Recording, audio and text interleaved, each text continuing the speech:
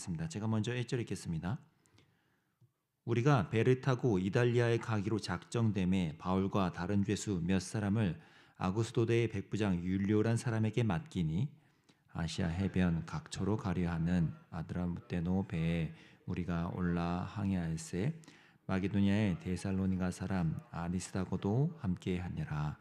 이튿날 시돈에 대니 율리오가 바울을 친절히 대하여 친구들에게 가서 대접받기를 허락하더니 또 거기서 우리가 떠나가다가 맞바람을 피하여 구브로 해안을 의지하고 항해하여 길리기아와 밤빌리아 바다를 건너 루기아의 무라시에 이르러 거기서 백부장이 이달리아로 가려하는 알렉산드리아 배를 만나 우리를 오르게 하니 배가 더디가 여러 날 만에 간신히 니도 맞은편에 이르러 풍세가 더 허락하지 아니하므로 살몬의 앞을 지나 그르데 해안을 바람막이로 항해하여 간신히 그 연안을 지나 미항이라는 곳에 이르니 라시아시에서 가깝더라. 여러 날이 걸려 금식하는 절기가 이미 지났으므로 항해하기가 위태한지라 바울이 그들을 권하여 말하되 여러분이여 내가 보니 이번 항해가 화물과 배라 우리 생명에도 타격과 많은 손해를 끼치리라 하되 백부장이 선장과 선주의 말을 바울의 말보다 더 믿더라. 그 항구가 겨울을 지내기에 불편하므로 거기서 떠나 아무쪼록 베닉스에 가서 겨울을 지내자 하는 자가 더 많으니 베닉스는 그레데 항구라. 한쪽은 서남을 한쪽은 서북을 향하였더라.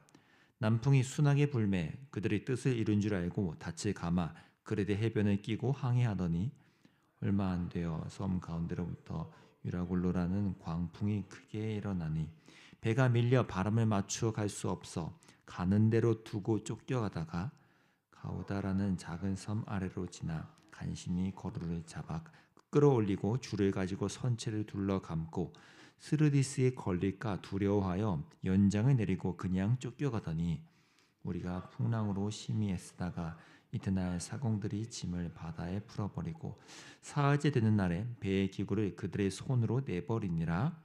여러 날 동안 해도 별도 보이지 아니하고 큰 풍랑이 그대로 있음에 구원의 여망마저 없어졌더라. 아멘. 이미 바울은 무죄 판결의 대상임에도 스스로가 자신을 가이사 황제에게 상소했기 때문에 이 베스도 총독은 바울을 로마까지 호송하는 책임자를 임명했습니다. 바로 율리오라는 백부장이죠. 그가 그렇게 할 수밖에 없던 이유는 첫 번째는 로마에 이미 호송해야 될 죄수들이 몇 명 더 있기도 했고요. 더 중요한 건 이 시기에서의 지중해 바다 날씨 때문이었습니다. 이때쯤이 이미 이제 가을에 접어드는 때인데요. 크고 작은 폭풍이 막 밀려드는 것이 이제 9월 중순부터 겨울에서 계속 심하게 일어나던 시기였고, 그래서 항해 위험 시기라고 규정되어 있던 이때이고요. 심지어는 이제 11월부터 1월 달 말까지는 로마 제국 자체에서 전면 항해 금지를 조치를 내릴 정도로 굉장히 위험한 시기였습니다. 근데 이 때가 점점 다가오고 있던 것이죠.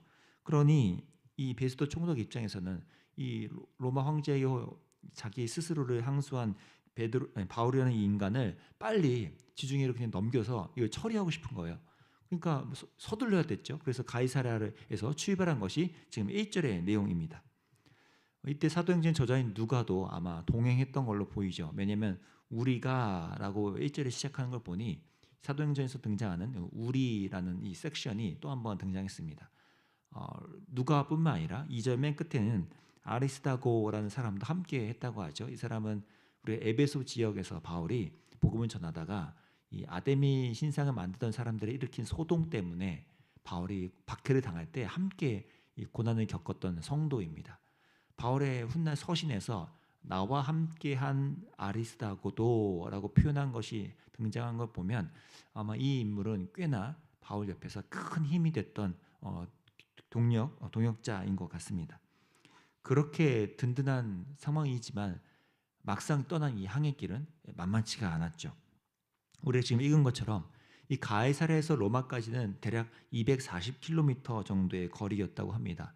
직항이 불가능하고 결국 중간에 알렉산드리아라는 배에서 출발하는 것으로 경유해서 갈아타야 하는 이제 일정이었는데 그렇게 출발한 배가 이제 3절에서 잠깐 시돈이라는 무역항에 내립니다.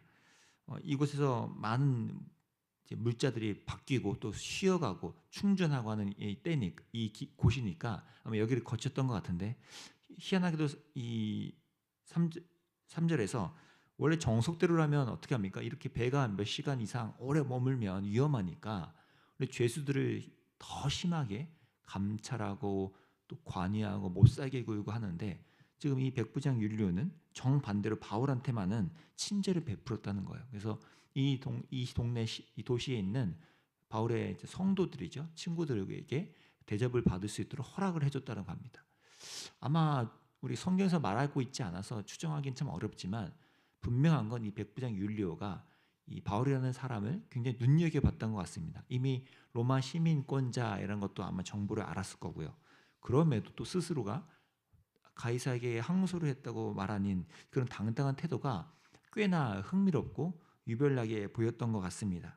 그래서 아마 이런저런 바울에 대해서 태도를 좀 특별하게 보이는데, 이런 율리오의 태도는 이 27장 전체에서 가장 중요한 포인트로 작용합니다.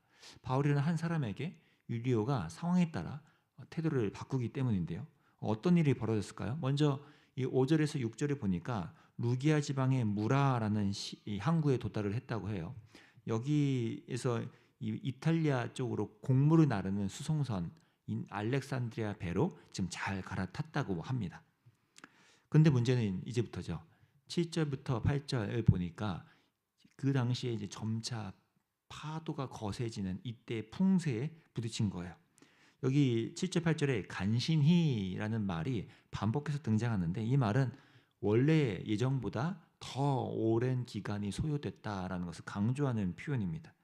원래 이제 알렉산드리아 이쪽에서 갈아타고는 또 미항이라는 곳에 가기까지는 뭐 한 이틀이면 가는 거리인데 여러 날이 걸렸다는 거 보니까 꽤나 풍세가 만만치 않았다는 거죠. 재밌는 건 이 저자인 누가가요, 이 과정을 표현할 때 풍세가 더 허락하지 아니함으로 라는 표현을 택했다는 점이에요. 왜일까요? 보통 그렇게 표현하지 않지만 굳이 문학적인 것을 넘어서 마치 풍세가 무슨 의지가 있는 있는 양, 풍세가 무슨 권한이 있는 양, 이렇게 풍세가 허락하지 않았다라고 표현하면서 뭔가 이 모든 과정에 그 어떤 존재가 이미 활동하고 있음을 숨기려 하고 있지 않다는 것이죠. 더 자세한 구절 풀이보다는 그 다음 장면에 주목할 필요가 있습니다. 9절에서 10절인데요. 드디어 바울이 이제 얘기를 꺼냅니다. 여러 날이 걸려 금식하는 절기가 이미 지났으므로 항해하기가 위태한지라 바울이 그들을 권하여 말하되, 여러분이여 내가 보니 이번 항해가 하물과 배만 아니라 우리 생명에도 타격과 많은 손해를 끼치리라 하되. 지금 바울이 말한 금식일은 대속죄를 갖고 있는 기간인데, 일반 달력으로 치면 제가 서두에 말씀드린 이 9월 중순에서 말경입니다. 이미 10월로 접어드는 이때죠. 그러니까 항해 위험 시기에 이미 도달한 거예요. 바울도 그걸 잘 알았고 아마 선장들, 선원들도 잘 알았을 텐데, 지금 선장과 선원들은 어떤 욕심을 부리는 거예요? 빨리 넘어가고 싶은 거죠. 그 다음 표현들을 보면 이 큰 배가 작은 항구 여기에 머물다 보면 어려우니까, 불편하니까 저기 옆에 있는 베닉스라는 큰 항구에서 좀 이렇게 쉬어가자, 겨울을 보내자. 어차피 우리가 하루 이틀 겨울을 보낼 것도 아니고 이제 곧 있으면 전면 항해가 금지된 기간에 접어드는데, 이 조그만 항구에서 우리가 이 수송선이 거의 270명이 넘는다고 하니까 여기를 할 수 없다, 빨리 건너가자라고 전문가들이 이제 말을 한 거죠. 결국 백부장은 그들의 말을 듣고요. 그 결과가 어떻게 됐을까요? 13절 14절에 누가가 아주 흥미롭게 묘사합니다. 13절 14절입니다. 남풍이 순하게 불매 그들이 뜻을 이룬 줄 알고 닻을 감아 그레데 해변을 끼고 항해하더니 얼마 안 되어 섬 가운데로부터 유라굴로라는 광풍이 크게 일어나니. 재밌죠? 처음에 출발할 땐 뭐예요? 순풍이 불었다는 거예요. 다들 어떤 생각했겠습니까? 거 봐라, 그래서 이런 선택하기 잘했지 않냐? 이런 순풍을 타서 얼른 거기 도달하는 게 이게 지혜로운 거야. 바로 이게 좋은 선택이었던 거야. 내가 뭐라 그랬어? 라는 말들을 막 하면서 신났겠죠. 근데 얼마 안 돼서 찾아온 건 유라굴로라는 광풍입니다. 이 동풍이라는 단어와 북풍이라는 단어가 혼합된 이 용어인데 그 말만큼 뭐겠습니까? 엄청나게 거대한 폭풍이 두 개가 합쳐진 정도의 큰 광풍이 지금 이들에게 닥쳤다는 겁니다. 여기에 뭐 대응할 방법이 있겠습니까? 꼼짝없이 그냥 끌려가는 거죠. 15절부터 17절을 보면 다 그 내용이죠. 바람에 떠밀려서 여기저기 뭐 쫓겨가고 거루선, 그러니까 구명정 같은 배도 얼른 동여매고 하면서 어떻게든 보호하려고 하지만 근데 할 수 있는 건 그냥 이런 광풍 사이에 끌려가며 어디론가 가고 있는 거예요. 17절에 언급되는 스르디스라는 건 즉 북아프리카 쪽에서부터 밀려오는 이제 모래 언덕 같은 건데 여기에 이제 탁 이제 박혀버리면 이 광풍 속에서 고정돼 버리면 이제 배가 산산조각 나는 거 아니겠어요?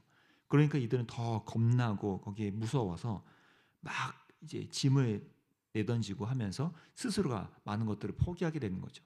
18절 19절에 이 사람들이 내려놓았던 이 화물들이 다 뭡니까? 사실은 그 곡물선이니까 이탈리아로 넘어갈 좋은 이제 물품들, 상품들 아니겠어요? 자신들이 돈을 벌을 수 있는 판매 물품들인데 그런 것들을 다 자기들 손으로 내버리게 되는 거죠. 저는 이 장면이 마치요 우리의 인생의 짧은 압축판처럼 좀 느껴졌습니다. 저와 여러분들 인생을 살다 보면 이런 예측 못한 애들이 갑자기 오고요. 특히 처음에는 이제 순풍 만나듯 잘 풀리다가 잘했나 보다. 그러게 잘했네 진짜. 내가 뭘 했어. 라는 판단으로 가다가 뭐 뜻밖의 유라굴로 같은 어려움을 당하면 뭐 어떻게 할 줄을 모르고 막 허둥지둥 되죠. 그러면서 이 모습처럼 그동안 열심히 내가 준비하고 있던 모든 것들을 다 내 손으로 내버리고 포기하게 되는 애들이 많이 겪게 됩니다. 이런 힘 빠지는 상황은 20절에서 요약을 하죠. 구원의 여망마저 없어졌더라. 그러니까 아예 깜깜해졌다는 거예요. 선장 선원 267명이 탔던 이 수송선인데 이 배 하나가 바다를 건너지 못한 이 어려움 속에서 구원의 여망이 사라졌다는 이 사실이요. 이 과정에서 바울의 한마디 외에는 지금 계속해서 그냥 사건만 나열하고 있죠. 뭘 말해줍니까? 마치 우리 인생이요. 내 딴에는 이렇게 간다, 이렇게 하자라고 판단하고 하는 것들이 때로는 참 부질없이 여겨지는 일들도 많이 일어난다는 것이죠. 내일 본문에서 보겠지만 바울만큼은 딱 한 가지를 붙든 채 이곳에서 오히려 평안하고 평안을 넘어서 사람들에게 오히려 이들에게 리더십이 발휘하면서 죄수인 바울이 이들을 안전하게 이끄는 길로 자꾸 인도해 갑니다. 이것이 뭐겠습니까? 하나님께 붙들린 자, 하나님께만 소망을 둔 자가 이 어려운 위기 속에서도 발휘할 수 있는 힘이라는 것이죠. 우리가 아까 찬양한 것처럼 2절에 이런 가사가 있습니다. 이 눈이 보기에는 어떠하든지 이미 얻은 증거대로 늘 믿으며. 저는 이 가사가 참 좋더라고요. 이 눈이 보기에는 어떠하든지 뭡니까? 지금 내 눈에 당장 눈앞에는 유라굴로예요. 당장 광풍이 딱 찾아들고 막 허둥지둥 막 난리 났어요. 근데 이미 얻은 증거대로 늘 믿으며 이미 나에게 하나님이 말씀하신 것을 이미 나는 갖고 있고 그것을 늘 믿으면서 의심 없이 살아갈 때 걸어가세 믿음 위에 서서 이것이 바울이 아마 마음에 갖고 있었던 고백이지 않을까 생각이 들었습니다. 오늘날 저와 여러분의 삶에도 이와 비슷한 일들이 일어나겠죠. 끊임없이 내가 예상했던 것과 달리 일어나는 어려움도 있고요. 또 뭐 이렇게 저렇게 가자라는 계획이 뒤틀리는 경우도 참 많을 거고요.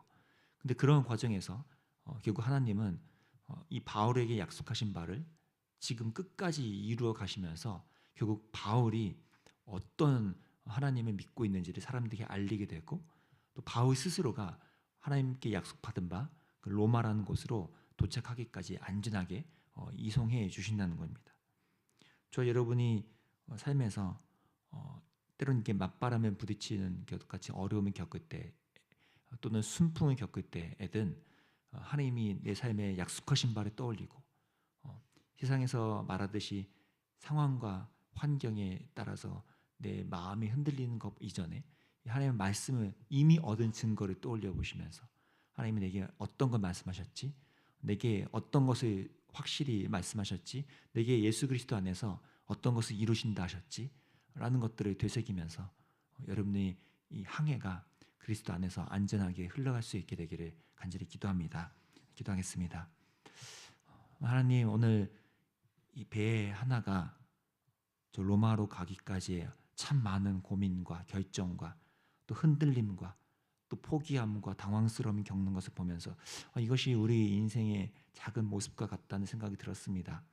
하나님, 우리의 모습이 이렇게 하나님이 없으면 우왕좌왕할 수밖에 없고 많은 것도 고민 속에 선택 속에 흔들리고 또 좌절하고 소망을 잃게 되는 경우가 허다하게 일어나는데, 아니 그럴 때 우리가 다른 어떤 것을 의지하며 나아가기 전에 이미 내게 얻은 증거 그것을 떠올리며 하나님을 의지하는 습관이 우리 안에 일어날 수 있게 되기를 원합니다. 바울처럼 흔들리는 배 속에서 하나님의 약속을 붙들며 있던 그의 모습이 오늘 우리의 모습으로 이어질 수 있도록 성령께서 인도해 주시고, 그렇게 주님과 걸어가는 이 믿음의 걸음이 주님의 약속을 붙든 채로 살아가는 저희의 모습 될 수 있도록 주님 함께해 주시기를 원합니다. 우리의 삶을 이 항해길을 함께 인도하시는 주님께 감사하며 예수님의 이름으로 기도합니다. 아멘. 오늘 함께 좀 기도합시다. 우리의 삶이 각자의 삶에서 여러 어려움과 또 흔들림이 있으실 터인데, 주님, 우리의 이런 여정 속에서도 우리가 바울처럼 내게 말씀하신 것을 붙들 수 있는 이 믿음의 고백, 또 지혜로운 선택, 하나님께 소망을 두는 믿음의 사람으로 오늘 있을 수 있게 해달라고 오늘 고백하며 주님께 의존하는 시간이 되기 좋겠고요. 또 하나 이 공동체적으로는 이제 다음 주 금요일부터 청년부 수련회, 또 토요일날 유아유치부 수련회가 이어집니다. 이 여름 시즌에 우리 다음 세대의 모든 이들이 함께 하나님께 소망을 두는 기쁨, 하나님이 나의 하나님이어서 참 행복하고 이 삶을 이겨낼 수 있다고 고백하는 그 감격과 그 감탄이 이번 수련회 가운데 일어날 수 있게 해달라고 준비하는 모든 분들을 위해서도 함께 중보하며 또 나아가면 좋겠습니다. 함께 기도하겠습니다.